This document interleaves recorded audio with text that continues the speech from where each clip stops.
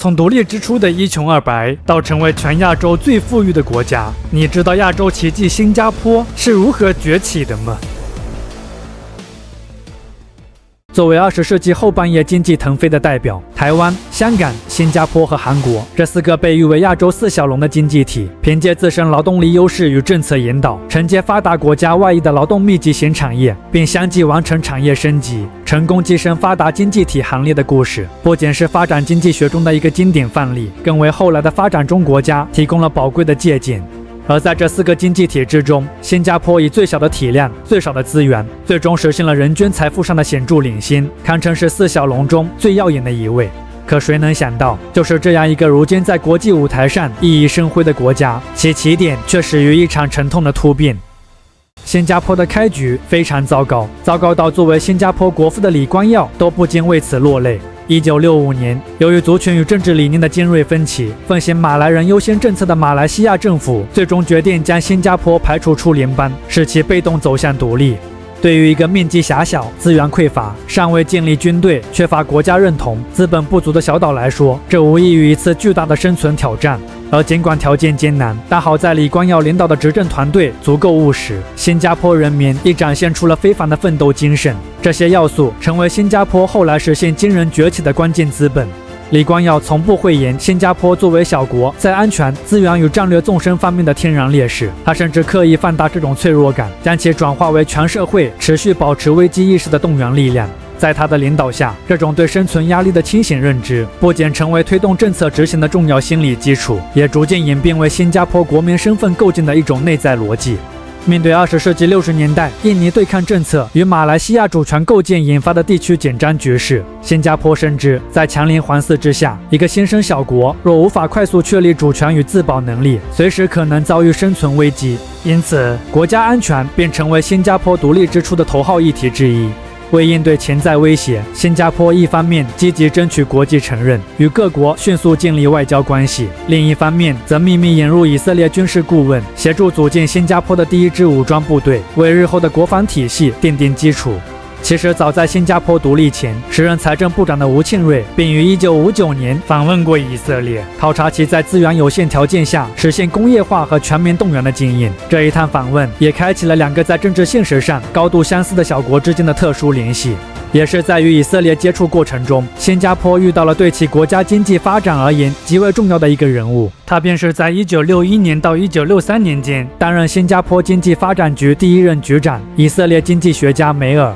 梅尔给新加坡人带来最大的启发，是他根据新加坡资源有限、但地理位置优越等特点，提出了跳过农业阶段，直接发展出口工业，以吸引外资为核心的战略建议，推动新加坡走上一条高度集中、压缩式的现代化道路。这也成为了后来被称为跳板型国家发展战略的雏形。此外，为确保政府在推动经济高速发展的过程中具备高效执行力，梅尔还基于其企业管理背景，率先在经济发展局系统性引入企业管理理念，从组织架构、决策流程到绩效考核全面改革。这不仅深刻改变了新加坡政府的治理逻辑，也潜移默化地塑造了新加坡社会效率至上、结果导向的国家价值观，并延续至今。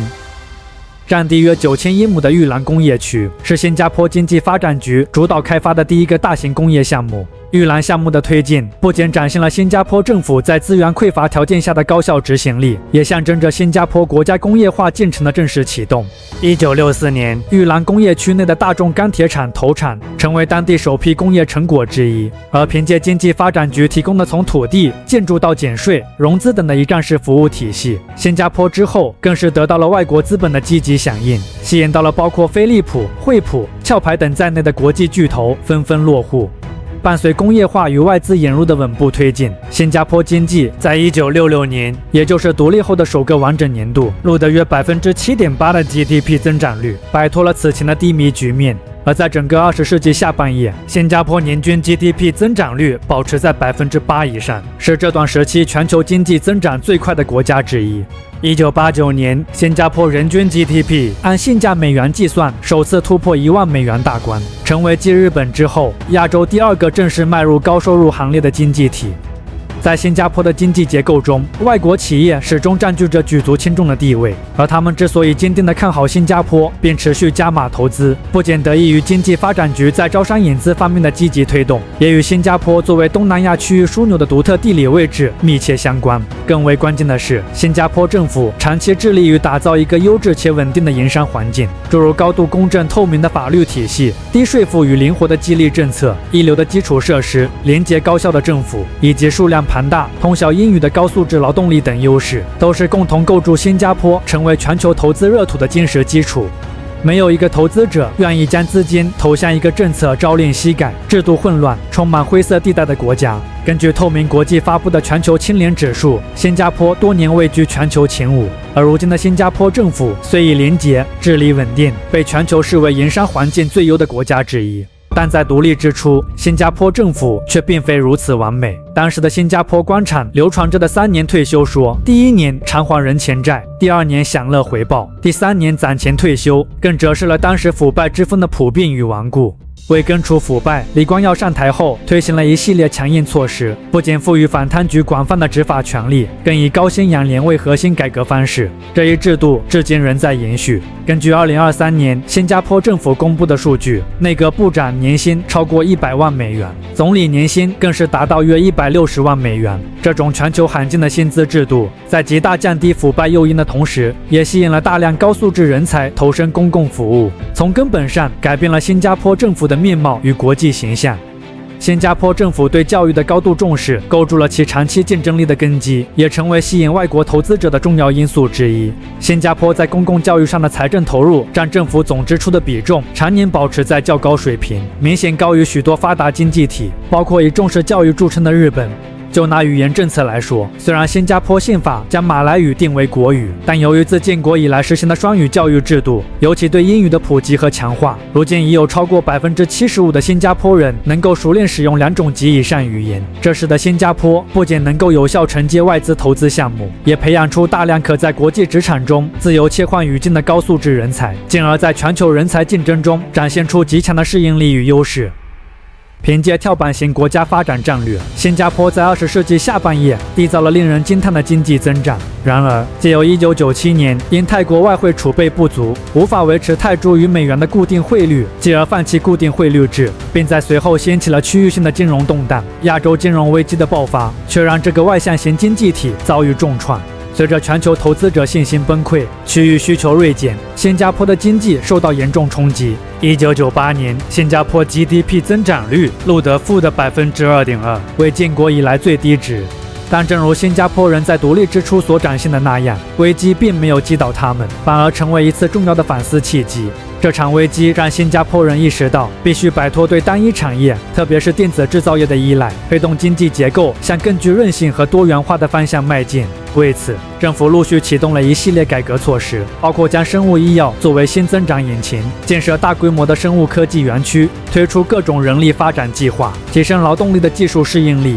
发布金融业蓝图，放宽银行牌照限制，活跃资本市场，推动财富管理与高端金融发展等等。这些改革在21世纪初初见成效。根据世界银行数据，从2000年开始，新加坡工业增加值占 GDP 的比重逐年下降，而金融、通信、生物科技等高附加值服务业则迅速上升。与此同时，外国直接投资净流入占 GDP 的比重还出现了持续增长，表明新加坡不仅完成了从制造型经济向知识型与服务型经济体的战略转型，更在全球市场中重新建立了更具韧性和吸引力的国家形象。从被马来西亚驱逐的无奈起点，到如今在全球资本、人才与治理评比中屡屡名列前茅的亚洲典范，新加坡用半个世纪的时间书写了一段令人震撼的逆袭史。这个城市国家不仅用实际行动证明了小国也能有大未来，更通过制度建设、战略眼光与全民的勤奋精神，打造出一个稳健、高效、开放的国家样本。当然了，奇迹并不意味着无忧。在新加坡稳步迈入富裕国家的行列之际，一系列新的难题也随之浮现。经济高度依赖全球市场，使其对外部波动始终保持高度敏感。人口老龄化、社会阶层固化、青年焦虑感上升，也在不断考验新加坡社会的韧性与包容性。与此同时，地处大国战略交汇点的新加坡如何维持外交的平衡，守住自身的外交自主与国家安全，也是近年来新加坡在面对日益严峻的全球博弈需要面对的一个考验。总之，对于新加坡而言，当下的成就还远不是终点，而是另一场长跑的起点。现在的他既要守住过去几十年打下的制度与信任红利，又必须勇敢地走入一个充满不确定的世界。而纵使前途未知，但历史已反复证明，新加坡人从不惧怕困难。这个充满智慧与勇气的国家，早已经习惯于置身于不利环境中寻求自我改革。或许新时代国家的样本，新加坡仍将是最有力的续写者之一。